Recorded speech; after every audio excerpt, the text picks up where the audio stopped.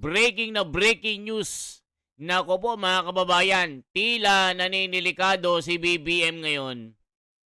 May mga congressman na pumasa po ng impeachment laban kay BBM. Parang bumaliktad na po ang lamesa ngayon. Ano kayang masasabi ni Auntie Claire na vlogger ng Malacanang? Nataranta na, mga kababayan. Itong mga kalyado ni BBM ay natataranta na, naglilipatan na po, at lumilipat na kay Sara Duterte. Halaka, mga kababayan, tila palubog na ang bangka, tila nilalayasan na ang kapitan ng barko.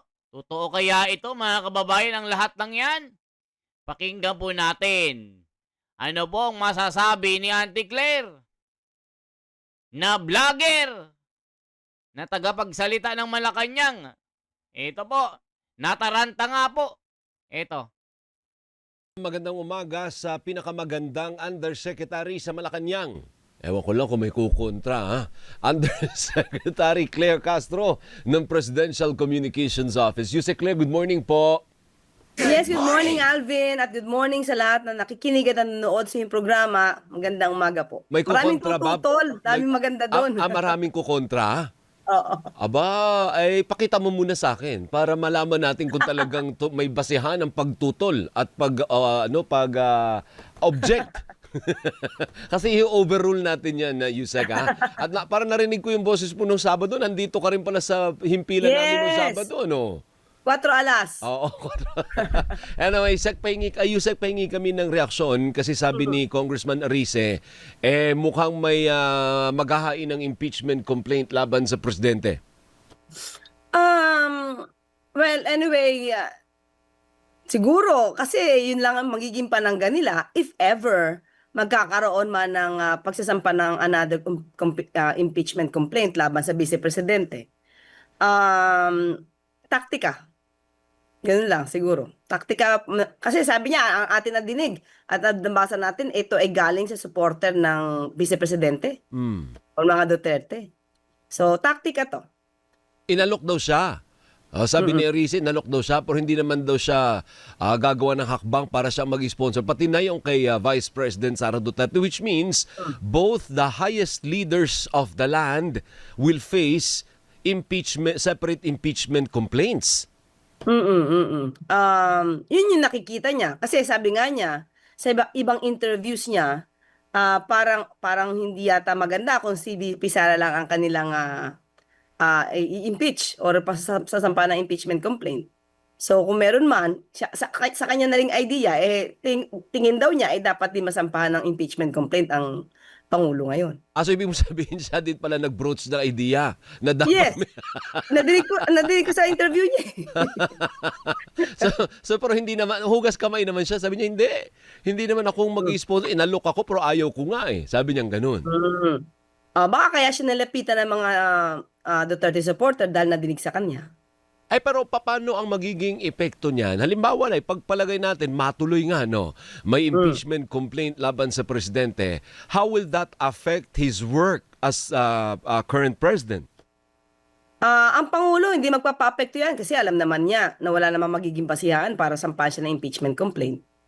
So, Pangulo kasi dire-diretso lang sa pagtatrabaho eh. Tandaan.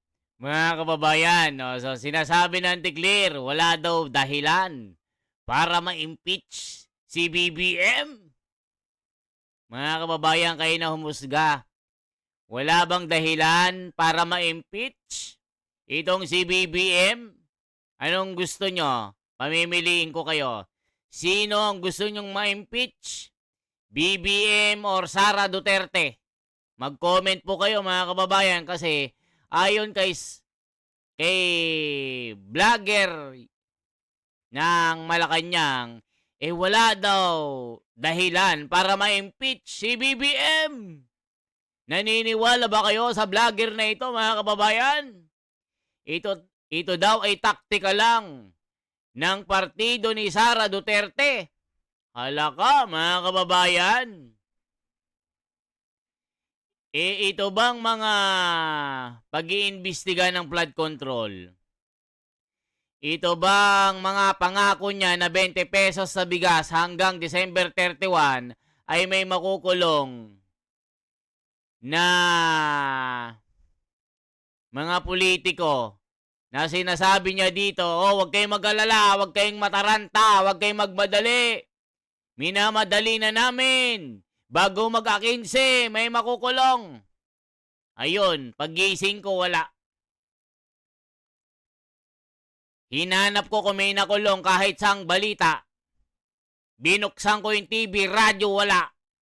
Ayun, budol. Sumabog ang budol.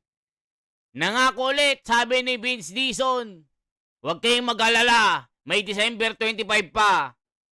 Atat kayo? Aba, naka-naka. Sabi ni Vince Dizon, may makukulong na. Apurado kayo? Nagmamadali? Malilate sa trabaho, nagmamadali kayo? Abay, nagyabang ba itong si Vince Dizon? Nataas noo. Na iniyabang, may makukulong na. Nagmamadali talaga kayo? Malilate na? Overtime? Ayun ang yabang ni Vince Dizon. Abay, naka-naka. Paggising ko ng December 25, abay, mag-alas 12 na ng gabi. Papatak na po ang Noche Buena na 500 pesos. Abay, wala pa din nakulong. Vince Dizon, budol ka rin ba? Sabi ng mga komento. Abay, nagsalita na naman mga kababayan. Hop, teka lang, hindi pa tapos ang laban. May bala pang isa. December 25, promise! May makukulong na. Ito ang niyabang ni Vince Dizon. Nasabi daw ni BBM, nagmamadali kayo? May December 25 pa. Ginigigil nyo ang palagas kong buhok, ha? Sabi nung komento. Ano, Vince Dizon? Anong petsa na ngayon? Enero 12. Nasaan na yung pangbubudol mo? Gaya ng amo mo na may makukulong. O ayan, Auntie Claire. Do you think the Filipino is a stupid? Do you think we are the Filipino today is a stupid? Impeachment talks versus Marcos is a tactic. Ito ay gawa-gawa ng mga partido ni Sara na sa aking palagay ay wala naman akong nakikitang dahilan na ma-impeach si BBM. Nakikita natin nagtratrabaho. Ang dami nga niyang legacy.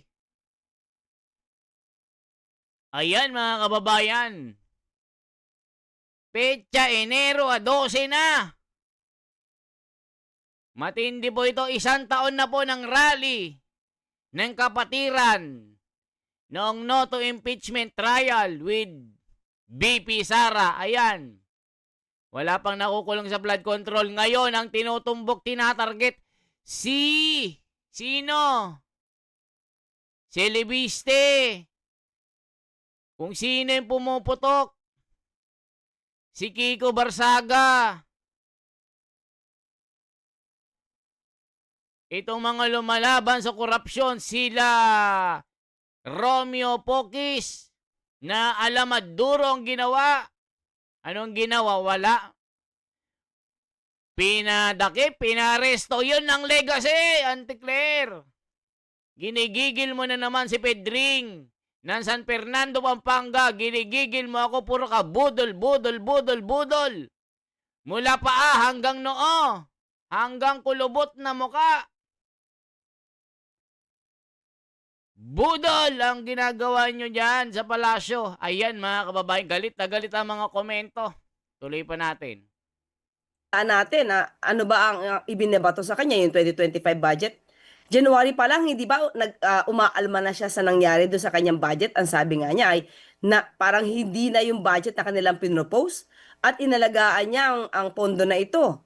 Dahil meron nga, okay, sabihin natin ito, hindi ba sabi ni Senator Lacson ay meron ding allocables itong si Senator Amy? Tandaan mo? Ngayon, ito lang, recent. Kasasabi lang niya na may allocables din daw si Senator Amy for the 2025 budget. At nung mga bandang October 2025 ay naging issue to without really mentioning na may allocable pala si Senator Amy. Ang sabi lamang natin, kasi nagrereklamo siya yung mga for later release, ay sinabi niyang First Lady Reject, FLR. Oo. So sabi natin, doon pa lang sa press briefing, bakit meron ba siyang insertion? Dahil siya ay nagpaparelease ng budget. Pero hindi ito na-release. Dahil ang sabi nga ng Pangulo, kapag hindi ito nasuportahan ng mga tamang dokumento, yung mga pondo na for later release ay hindi naman i-release. Yan ang utos ng Pangulo dahil dapat sinusunod yung conditional implementation. So yung pondo natin for the 2025 ay pinangalagaan ng Pangulo. Yeah. And is the President confident na meron pa siyang over? Ayan mga kababayan, yung iniiyak ni Ping Lacson dito, ito yung allocable daw. Sabi na Manang Amy, Ping Lacson, hindi ka ba marunong? Sagot ni Senator Amy Marcos sa mga hanas ni Senator Ping. Gigil yarn, baka makipagsabunutan. Ayan o. Ito sabi ni Senator Amy Marcos, opisyal na pahayag tungkol sa mga hanas ni Senador Ping Lacson sa wish list ko na nanatiling wish na lang. Medyo nakakatawa siya. Di niya alam na lahat yan ay wish list na binigay sa DPWH Central Office. Clueless ba siya na kaming mga oposisyon laban sa FLR ay for later release kaya ni isa dyan ay walang naibigay. O yan, ante, Manang Claire. Isa ka ring ito wala ring alam ito. Auntie Claire, yung sinasabi mo sila Robin Padilla, Amy Marcos, sila Bongo, sino pa? FLR yan for later release. Ibig sabihin hindi na ibigay. Sasabihin mo may mga allocables ito? Hindi ka ba nakakaintindi? Sabi ni Manang Amy, mananabunot yan. Walang alam yan. O ano? Wala naman na ibigay kay Manang Amy Sasabihin mo may allocables, pinapangalagaan ng budget. Di nyaw. Di nye. Sabi ni Tito Soto, pinakamalinis ito, pinakamalinis na nakita ko sa kasaysayan mula nung mag-uban-uban ako. This is the very nicest and clean government na budget ng 2026. Nakita ng dalawang mata ko. Sabi naman ni Senador Lacson, sinabon si Tito Soto. Ay sabi ni ulitin ko di ba sinabi ni Tito Soto pinakamalinis na budget, nakita daw ng dalawang mata niya. Sinabon ni Marcoleta. Totoo, Lacson? Pinakamalinis? Nagpuyat ka? O baka narinig mo lang. O ngayon, ituloy pa natin. Di ba mga hanas-hanas na mga ito, ay halatado na may pinagtatakpan? Yan yung mga komento hindi sariling opinion ko. Yan yung mga nagko-comment. Tapos sasabihin mo, there's no any reason to put BBM to impeachment trial. He is the guy that doing his job till the starting of his job to the position of the president until now. He is a working guy. Grabe, working guy. Iba kasi nagtatrabaho sa may puso. Nagtatrabaho ka nga, wala ka namang puso. Yan ang sabi ng komento. Sabi ni Vargas, Tuesday ng Pangasinan. Anong nagtatrabaho? Iba yung nagtatrabaho sa nagnanakaw. Yan ang sabi ng komento. Sabi ni Tuesday Vargas ng Pangasinan, iba ang nagtatrabaho sa nagnanakaw. Ala ka. Galit na galit yung mga tao. Oy, nagbabasa lang tayo ha. Tuloy pa natin. Overwhelming support sa Kamara. Remember, dyan palagi nag-emanate yung any impeachment. Pag may alingas nga sa Kamara nagsisimula bago umabot ng Senado, Yusek. Sa nakikita natin, kasi ang Pangulo naman ay hindi naman talaga tumataliwas ng daan, ng landas. Talaga kung may kinakailangan talagang paimbestigahan, kung may kailangang protection na budget, tingin ko yung mga mamabatas na matitino naman ay hindi naman na hihindi or mag-o-oppose sa ginagawa ng Pangulo. Hindi ba dapat mas protektahan pa nila ang Pangulo dahil ang Pangulo gusto linisin yung bansa? Eh, sa tingin mo, may mga babatas pa na malilinis dyan? O iilan lang? Yung anak ni, si Paulo Marcoleta, itong si Kiko Barsaga, sila Lebiste. Eh, yan na lang yung mga natitira na mga matitino. Yung apat na yan, Paulo Duterte, anak ni Senador Marcoleta, si San Fernando, itong si Kiko, itong si Lebiste. Yan na lang yata mga natitira na mga malilinis dyan. Yan yung mga tinatawag na gumbursa na talagang lumalaban sa mga praile na mga Espanyol nung panahon ng mga pananakot ng mga imperialismo. O nang ginawa sa gumbursa, ayun. Kinasuhan ng mga praile. Pinategi ng gobyerno ng mga praile noon. Diba, mga kababayan ko? Pero wala naman pong instruction ng presidente na barilin nyo yan ha. Hindi yan pwedeng umusad yung impeachment complaint laban sa akin kasi traditionally, yung Malacanang has a control traditionally of the House of Representatives when it comes to, alam mo yun, sa politika, suportado palagi ng liderato ng Kamara at ng mga miyembro ang presidente. Sa ngayon, nakikita naman ng Pangulo na suportado pa rin naman siya ng Legislative Department. So, hindi naman siya naaalarma. Hindi ibig sabihin, utusan ba niya yung mga kaalyado niya doon? Ay, hindi. Huwag niyong pausarin yan. Wala tayo nadidinig na ganun. Ever since, kung anong trabaho lang ng executive, ng legislative, hindi nakikialam yung Pangulo. Ibig mo sabihin, Naniniwala ba kayo, mga kababayan, na hindi hawak ni BBM itong liderato ng mababang kapulungan?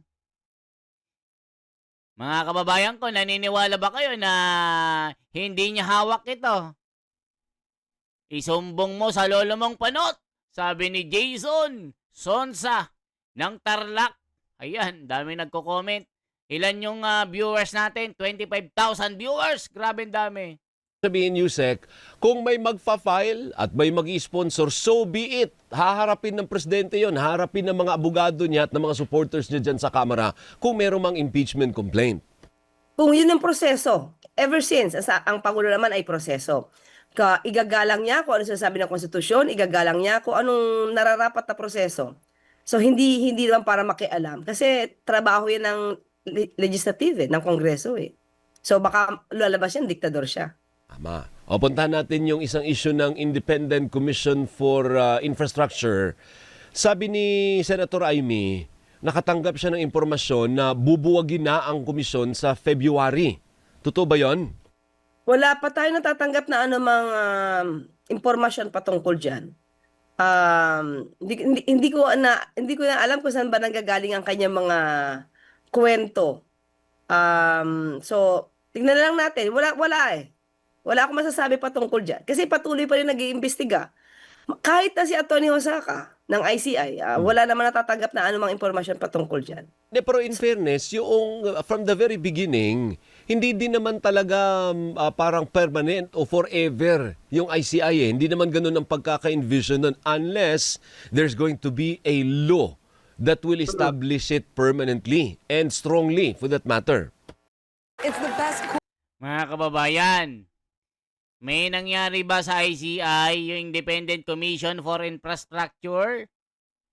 Yung gawa-gawa nila na hawak nila sa leeg. Mga kababayan ko,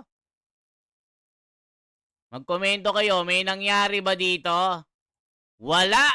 Sabi ni Tomas, na dating loyalista, na ayaw nang maging tanga. Grabe talaga mga komento. Sinong niloko nyo?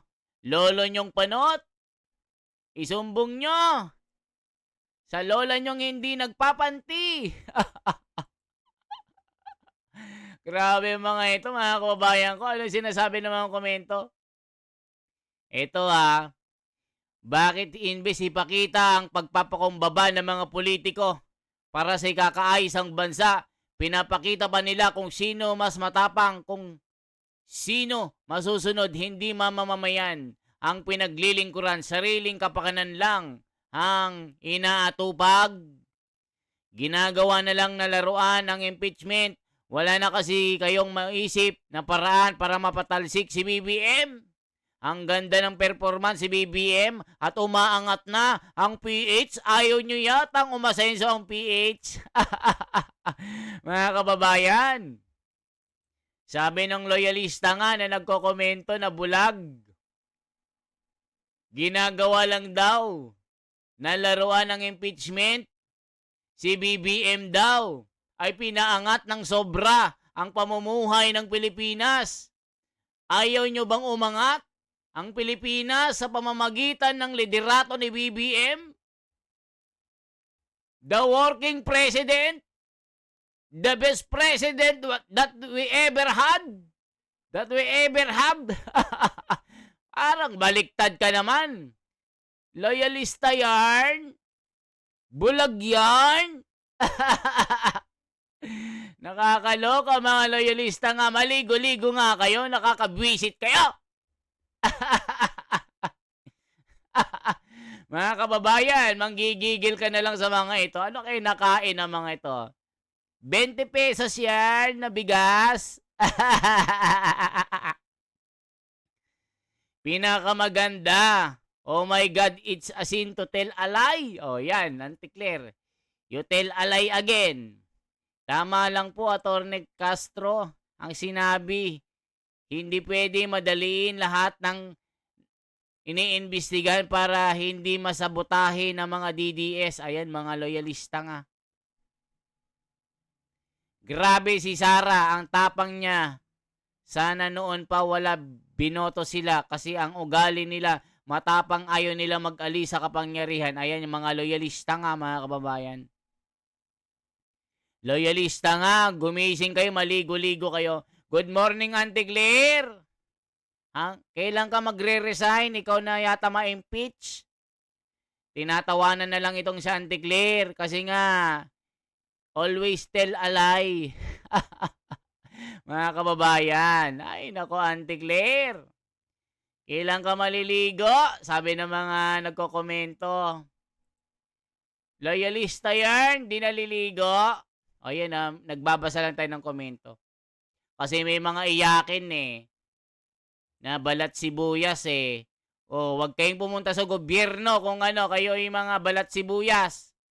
Wag kayong tumakbo sa politika. Kung ayaw nyong mabash. Yung iba kasi, balat sibuyas gayahin nyo si Senador Marcoleta. Kahit anong bash sa kanya, hindi parang hindi siya naaasar. Nagtratrabaho lang. Diba? Tuloy pa natin mga kababayan paano asarin yung mga loyalista nga dito. Kinreate ito as fact-finding committee kasi before may ad hoc committee. At ito ay pinamumunuan ng ibang mga regional directors at pati na rin ng mga secretaries ng kanya-kanyang department, diba? DBM, DepDev, DILG. So, ad hoc committee yun before. Pero di ba may nagpupush? Hindi dapat ad hoc committee lang, kundi independent committee kasi para kung meron mga sangkot na mula sa departamento, especially DPWH, maging malaya yung pag-iimbestiga. Kaya nag-establish, nag-create ang Pangulo ng isang fact-finding committee. Ito nga Independent Commission, ICI. Opo. At maski na si Secretary Babe Singson at dating Commissioner Fajardo, sinabi naman nila na yung kanilang task ay tapos na. Base doon sa mga kanilang nakolekta ng mga dokumento, na aral naman nila yan, at ngayon ay patuloy pa rin sa pag-iimbestiga at pagre-recommenda ng mga cases sa Ombudsman at saka sa DOJ. Bakit Mga kababayan, may nakulong ba? Wala. hindi po kasi suportahan ng Malacanang yung gawa ng batas? Yung para maging batas na talaga siya, enacted by Congress. Di ba meron sa House at sa Senate na version? Sinusuportahan. Priority bill nga ng Pangulo yan eh. Hindi ba? So, kapag priority bill yan, ay dapat i-prioritize nila.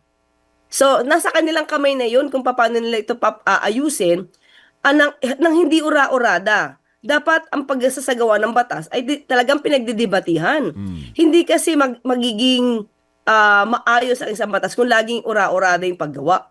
So pagdebatihan na nila kung anong issue, kung magkakaroon ba ng duplication ng trabaho, kasi baka sa LEDAC Alvin, sinabi ng Pangulo na ayusin ang batas na to at wag lang sana magkaroon ng parang overlapping ng jurisdictions ng Ombudsman. DOJ at saka ng Ombudsman.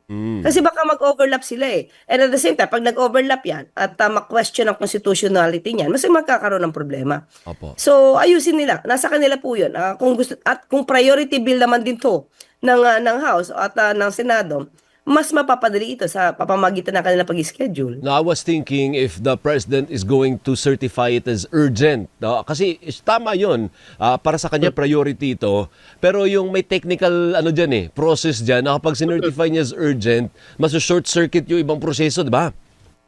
Oo, kasi yung mapapabilis yung kanilang mga sesyon, yung kanilang hearing. Pero yun ba yung gusto natin? Kasi kung isa-certify as urgent yan, Alvin, wala pang ngayon, walang gap as of now eh. Wala pang maaari sabihin na hindi minamadali eh. Bakit? Nandiyan pa yung ICI. Nandiyan yung Ombudsman. Nandiyan ang DOJ. Nandiyan yung mga law enforcement agencies na pwedeng magtulong-tulong para magkaroon ng investigasyon. So kahit sabihin natin na wala pang batas patungkol sa Independent Commission, may nagtatrabaho eh. 'Di ba? Hindi mo pwede sabihin na dapat ura-uradan na tapusin yan kasi emergency yung situation dahil ang dami-dami mga maanumalyang flood control projects.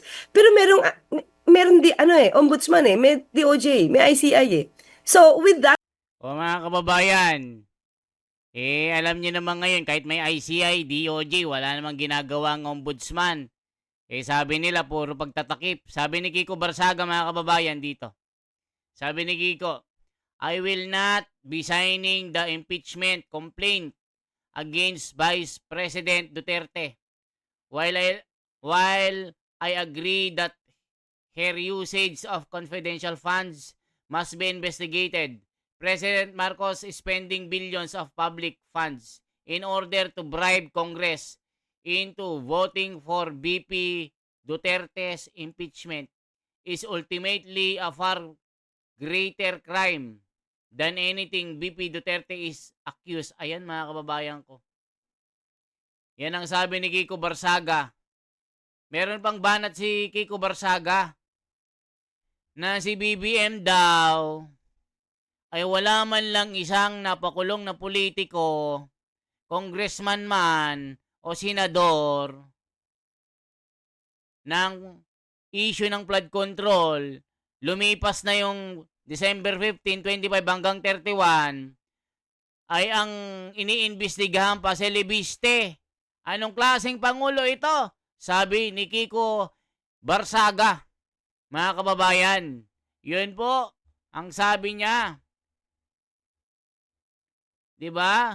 Anong klase kang pangulo? Sabi ni Kiko eh. Wala kang napakulong ni isa. Ang dami pong mga ebidensya, ang daming kumanta. Mula kay Diskaya, mula kay Gutesa, hanggang kay Saldico. Wala pong mga big fish ang naghihimas rehas. Sino ang nasa pihitan ngayon? Itong mga pipitsugin na butete. na engineer, mga kontraktor, sila Diskaya. Ito ang mga napakulong. Kasi ito, mga maliliit lang ito. This is not a big time na magnanakaw. Merong malalaking isda pero anong nangyari? Wala po. Walang ginawa si BBM. Sabi ni Kiko Barsaga. Hindi tayo ang nagsasabi. Si Kiko Barsaga. Para may boses po mga kababayan kasi maraming iyakin eh. Sabihin fake news. Itong sabi ni Kiko Barsaga, anong klase kang Pangulo? Wala ka na pakulong. Ni isang balyena, ni isang buhaya, napakulong mga sapsap na botete. O mga kababayan, ano masasabi nyo dito? Kung umabot kayo sa bidyong ito, magkomento po kayo. Ano ang marereact nyo dito? Natupad ba ni BBM ang kanyang pangako na may mapakulong dito sa issue ng flood control? O budol na naman? Budol talaga, sabi ni Kiko Barsaga. Ano pa sabi mga kababayan? Kayo naman po mag-react. Ano masasabi nyo? Sinong gusto nyong ma-impeach? BBM or Sara? Agree ba kayo dito sa sinabi ni Auntie Claire? There's no any reason to send BBM to impeachment trial. This is just only a dirty tactics to discredit the performances of BBM. This is the best president today. Ang galing, Auntie Claire. Parang ganun gusto niyang Wala akong makitang rason sabi niya. Di ba ganun din ang sabi ni John Vic Rimulya ng DILG? Itong si Martin Romualdez napakalinis. Walang bakas. Walang mga bakat ng paa na nagdudugtong o nagkokonekta na nagtuturo sa kanya na siya ay dawit sa flood control. Parang scene of the crime operated. Ano yun? Scene of the crime? Yung Soko? Napakalinis! Hindi nagsisinungaling ang ebidensya. Napakalinis talaga ng tropa ko. Parang ganon mga kababayan. Kayo po, magkomento mga kababayan. Do you agree or disagree in this discussion, in this debate? This is the Wonders Philippines for better, for transparency, for a better democracy. Mabuhay po. At i-komento nyo kung saan po kayo nanonood. Abroad man o Pilipinas. Kahit saan. Sa ilalim ng tulay. Sa gilid ng basurahan. Mga ganyan. Okay? Like, share, and subscribe. Mabuhay po.